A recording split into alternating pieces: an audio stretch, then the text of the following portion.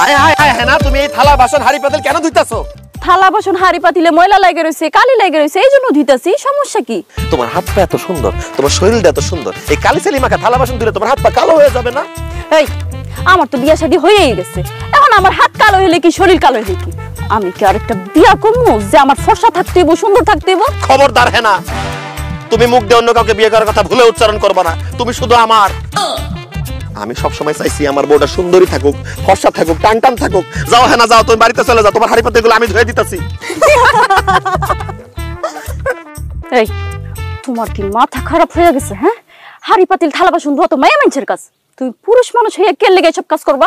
আমার বউ আমার চোখের সামনে এত কষ্ট করবে, এটা আমি মেনে নিতে পারবো না। শোনো হেনা, তুমি থাকবা আরামে, আমি থাকবো বেড়ামে। আমি করবো তোমার কাজ, তোমার কাজ শুধু আমাকে ভালোবাসা।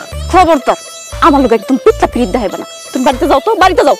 আমি এসে হাড়ি পাতিল ধুইয়া গোসলটা করে বাড়িতে আইতাছি। তুমি দেখতেছো না ভাবিরা কেমন আম করে দেখে মিট মিট করে